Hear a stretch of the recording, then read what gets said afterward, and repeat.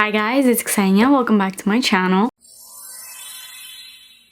So in today's video, I'm going to be doing my winter fragrance recommendations for 2023. I can't believe this year is almost over. Every time I think about the fact that we're in December right now, just makes my mind go blank because I'm like, where did the year go? Today I have a top 10 lineup of some of the fragrances that are going to be on the front line that I'm going to be using all winter long. Now keep in mind, winter in Florida is not like your typical winter, okay? We have days that are cold, and when I say cold, I mean, again, cold for Florida, which is like probably a low of 40, and that's at the lowest. Other than that, most days are like 70s, so keep that in mind when you see some of these fragrances. I do want to quickly mention this is a top 10 list that I haven't included in other videos, but all of the recommendations that I did in my fall fragrance video, which is this video right here, which I will also link at the top up here, these are some great recommendations as well that could also very easily transition over into wintertime fragrances. So I'm going to be wearing those and also these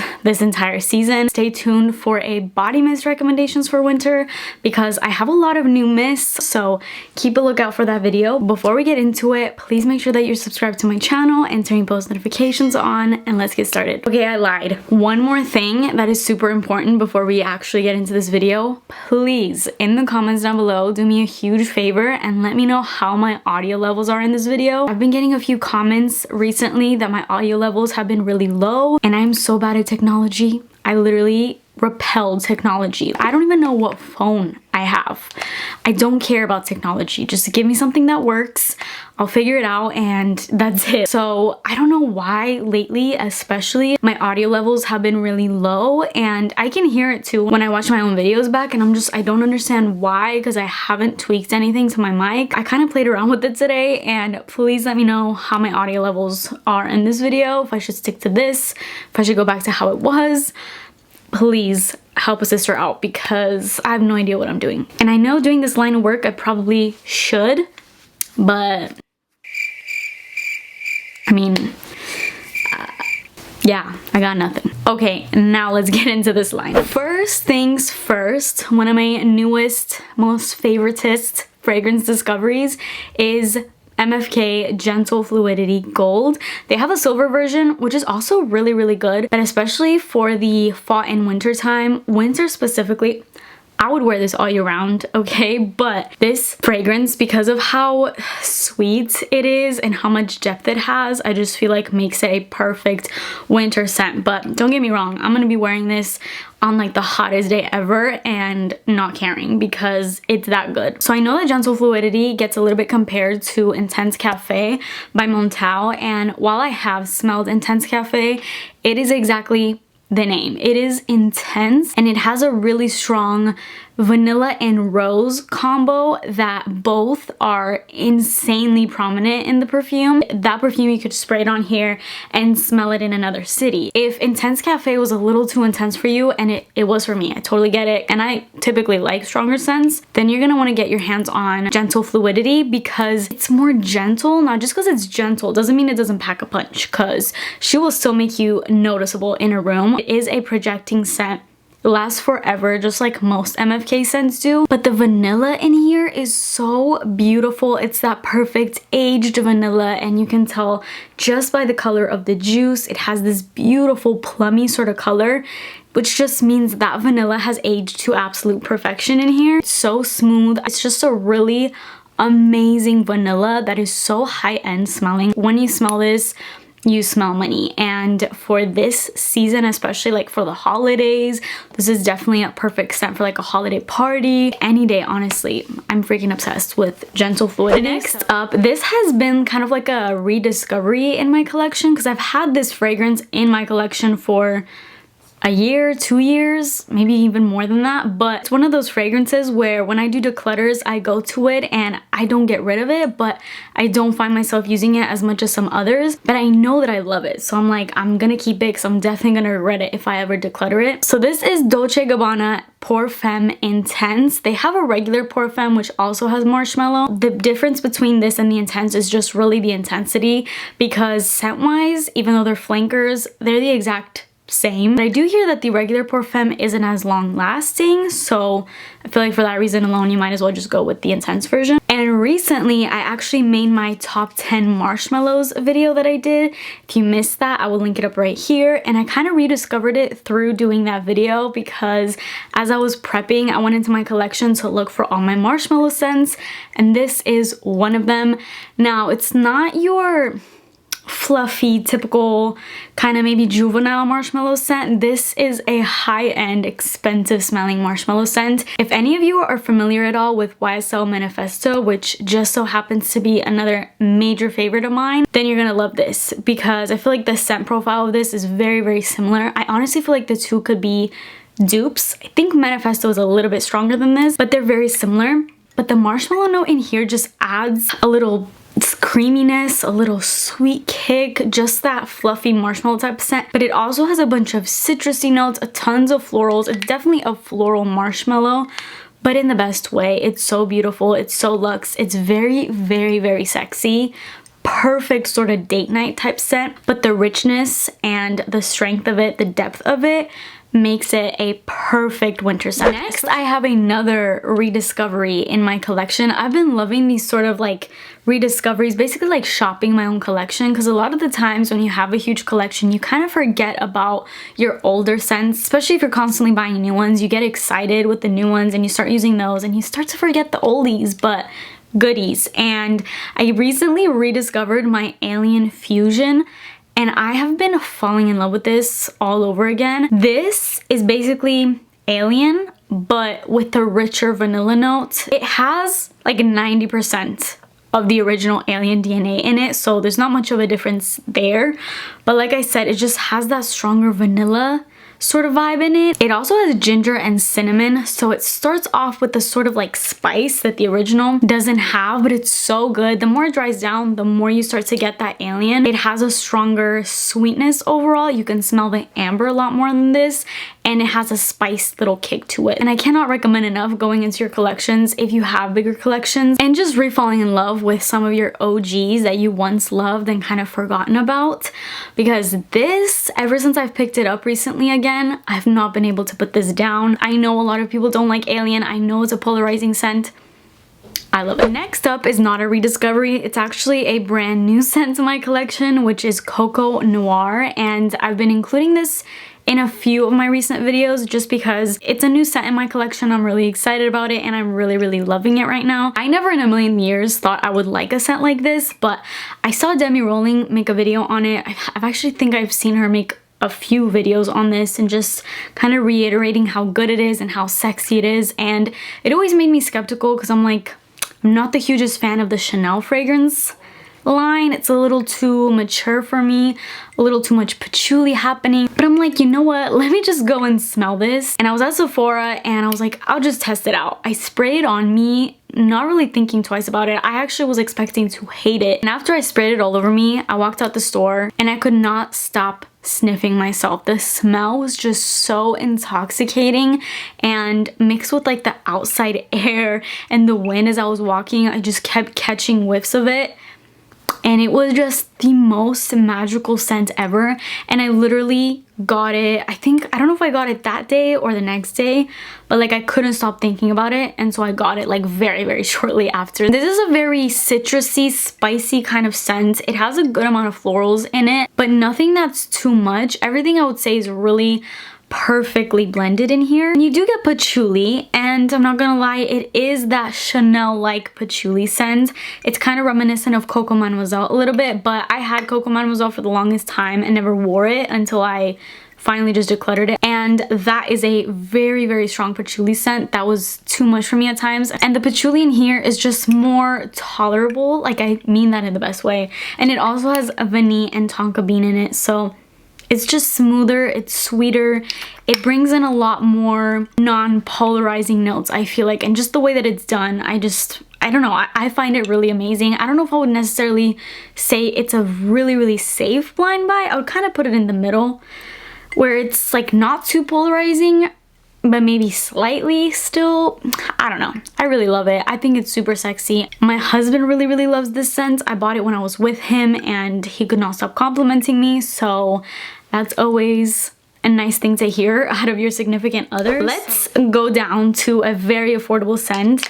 I am including Sabrina Carpenter's Sweet Tooth. I would include the Caramel Dream in this video, but I already talked about it in my fall recommendations, so I didn't want to be too repetitive, but you better believe I'm also going to be using Caramel Dream because these have become some of my favorite fragrances. Sweet Tooth, the original, has this white chocolate note. Overall, it's just creamier to me and way sweeter than the flanker, which is also really sweet, but Caramel Dream has dark chocolate in it as opposed to the white chocolate that's in here, and this one also has marshmallow, which Caramel Dream does not. So I just find this one more pink, more fluffy, more creamy, more marshmallowy and white chocolate, but it also has this flirty kind of vibe to it. It's such an amazing perfume.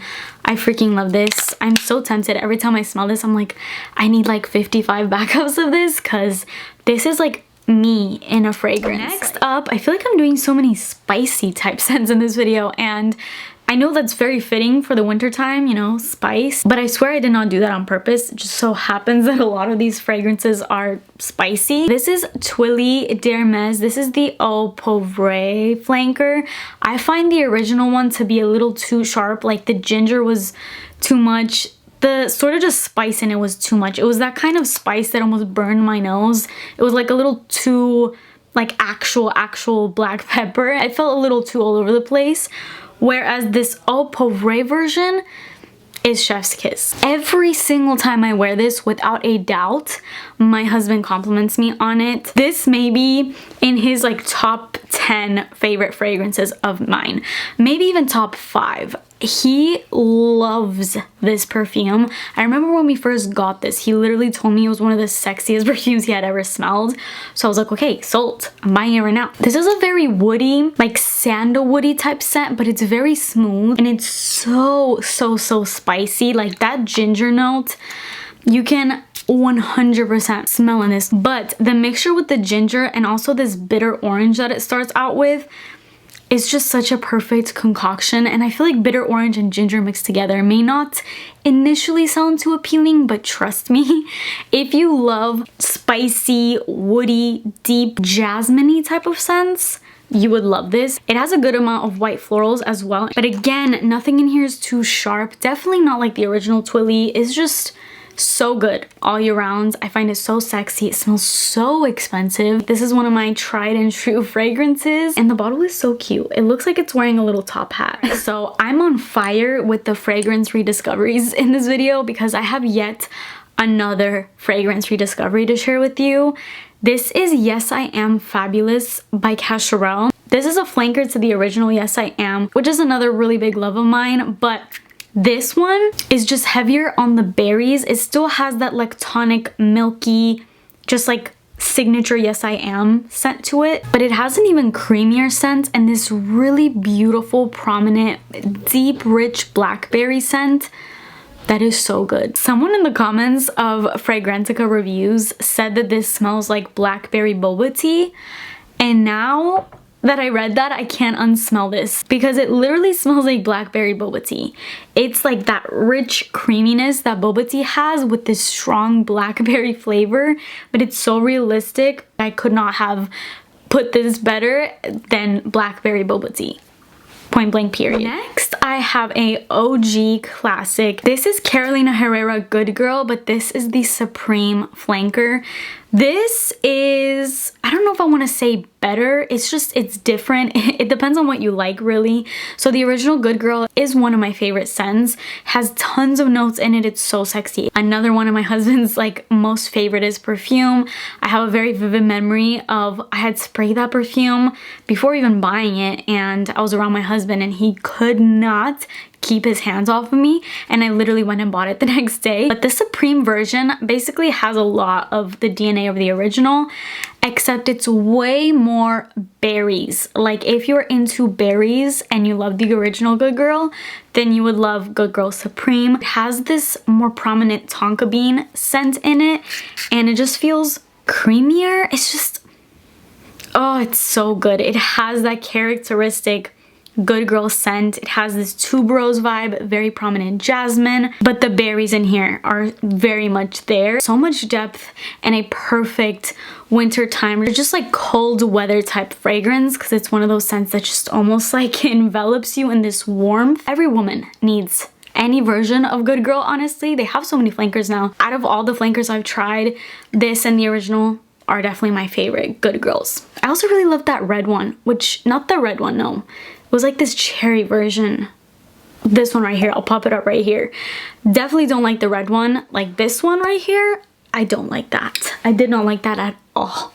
It was too much. I don't know what they were thinking with that. But this one over here, this one's really good. Next, I have a fragrance oil. So I know this is technically not a spray-on perfume, but same thing. It's honestly even stronger than spray-on perfumes because it is an oil. And I love this applicator. It's just like a little, I don't know what this is called. I know a bunch of you guys when I reviewed this scent told me what the name of this kind of applicator is, but I forget. This is Harim Al Sultan Gold.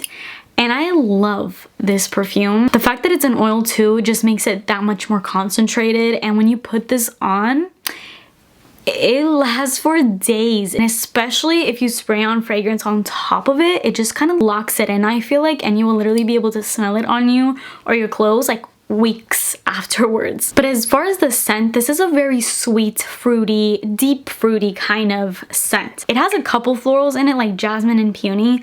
I don't really smell much florals in here. I get mainly that pineapple and the plum.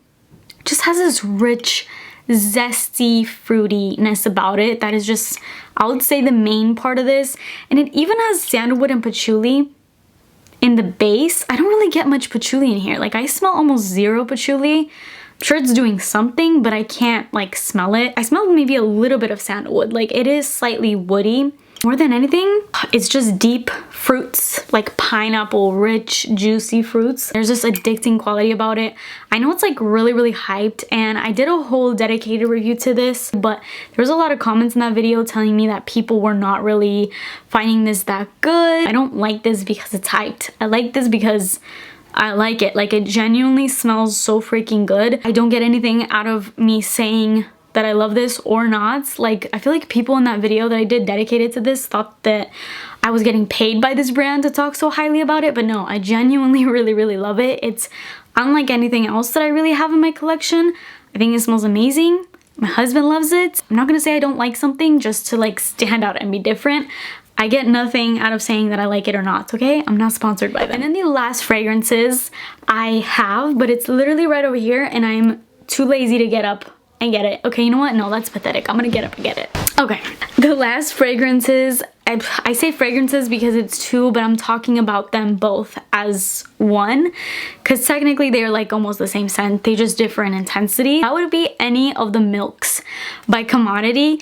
I have the Personal, and I also have Milk Expressive, which I'm going to be talking about in a future video. As the name suggests, these are very milky, creamy, lactonic scents with a very, very heavy woodiness about them, maybe a little spice. They have this toasty vibe too, and they also have marshmallows. So to me, they smell like toasting marshmallows, just like the creamy, sticky, ooey gooey scent of marshmallows mixed with a little bit of this toastiness.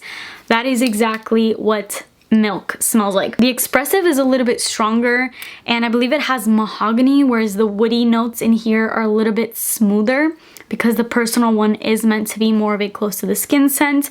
The Expressive does project a little bit more, so depending on how strong you like your scents, then you can go for either or. They also have a bold one, which is like the really, really strong one. The Personal is my favorite because I just find it more smooth, but even though it is supposed to be more of a close to the skin scent, I still think that this projects a good amount, and it's still strong, and it lasts forever. These are very, very winter, fall, winter kind of specific, because they just have this cozy, toasty, like I said, toasting marshmallows by the fire kind of vibe to them. So that finally concludes this lineup. Wait, let me show all of them over here.